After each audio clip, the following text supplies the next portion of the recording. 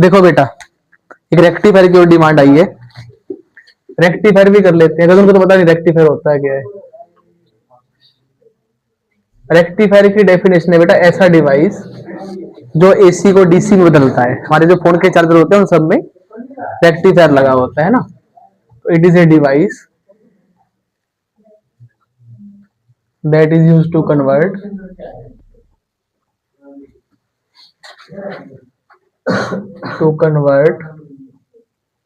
AC into alternating current को direct current में बदलने के काम आता है। दो टाइप का रहता है बच्चे, ये फुल वेव और हाफ वेव रेक्टिफायर। एग्जाम में दोनों आ सकते हैं। ओहो, बच्चों का पेपर अच्छा हो गया ना। क्या हो गया? सलमान खान तो पास है।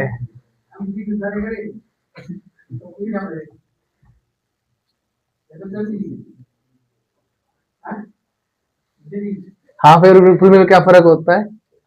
हाफ वेव में एसी की हाफ वेव रेक्टिफाई होती है और बाकी हाफ वेस्ट हो जाती है, और फुल वेव में दोनों वेव रेक्टिफाई होती है ना। ये एसी, इट इज ट्रांसफॉर्मर, ये सेकंड कॉइल, और एक ही डायोड इसमें यूज करते हैं। और जो रजिस्टर है वो तुम कहीं भी लगा सकते हो, इसमें कोई दिक्कत नहीं है। यहाँ लगा दो रजिस्टर, यहाँ लगा दो रजिस्टर। रजिस्टर मतलब वो जगह जहां पे अपने को एसी चाहिए, इसको लोड रेजिस्टेंस कहते हैं, है ना। और डायोड डी। वर्किंग लिखवाऊं क्या, या सीधा ग्राफ से समझा दूं? इसकी जब एक हाफ साइकिल होती है ना एसी इनपुट की, तो उस एक इनपुट में डायोड जो ये रहता है, ये फॉरवर्ड बायसिंग में रहता है हाफ साइकिल में। और जब डायोड फॉरवर्ड बायसिंग होता है तो करंट यहाँ पे आराम से फ्लो कर जाता है ना, और आउटपुट में अपने को करंट मिल जाता है ऐसे।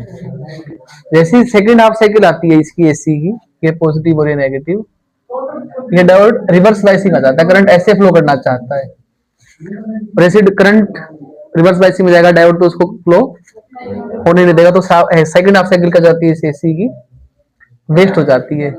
थर्ड में फिर करंट जाएगा, फोर्थ में फिर करंट रुक जाएगा। तो ये जो इनपुट है इसका हमें कुछ इस टाइप से आउटपुट मिलता है।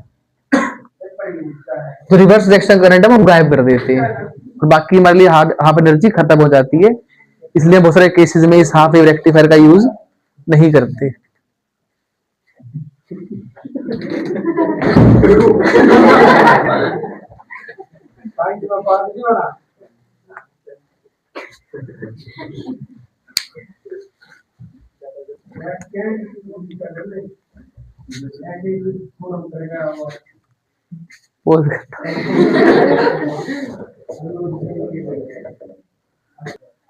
तो इस हाफ वेव रेक्टिफायर में फर्स्ट हाफ साइकिल के दौरान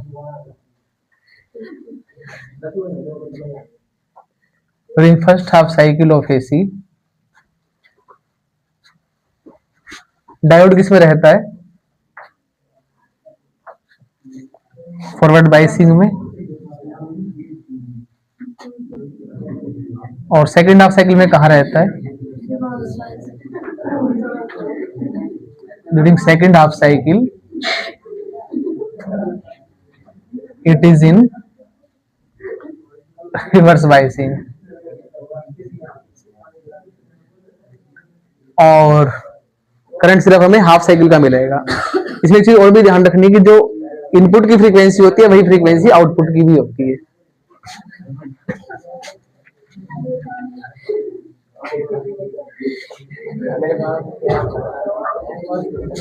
फुल वेव रेक्टिफायर में क्या हुआ? पेपर कैसा हुआ? अच्छा, हो जाएगा पास। कितने नंबर आएंगे? बस, कोई बात नहीं। क्या था ये? है कुछ नहीं था। अगला पेपर किससे का है? इंग्लिश। तो पढ़ो। फुल वेव रेक्टिफायर में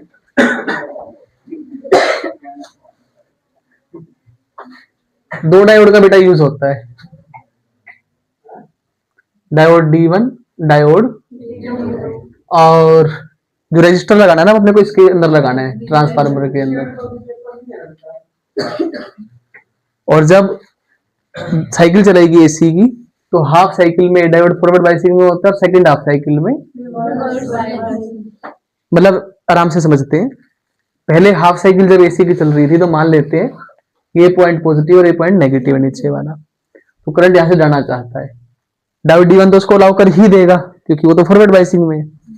जैसे करंट यहां पहुंचेगा इस जगह पे, अब करंट को दो रास्ते दिखाई देंगे, पहला कहां से होता हुआ D2 से, दूसरा रजिस्टर से। जैसे फोन का चार्जर है तो फोन है मतलब इसका, ये मतलब हम फोन चार्ज कर रहे हैं, तो सारा करंट कहां से जाएगा, आर में से, दो पॉइंट बना दे देते हैं ए और बी में से।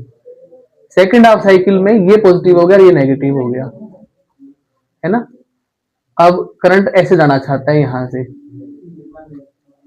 अब करंट को फिर से दो रास्ते दिखाई देंगे और करंट यहां पहुंच के दो रास्ते से जाना जाएगा यहां, और डायोड D1 से, D1 फिर से किस में, रिवर्स बाइसिंग में, अगला करंट कहां से जाएगा फिर से आर से। तो दोनों केस में चाहे वो फर्स्ट हाफ साइकिल हो या सेकंड हाफ साइकिल हो, करंट तो कहां से ही जाएगा, और डायरेक्शन क्या रहेगी करंट की, ए से। तो ये जो इनपुट साइकिल है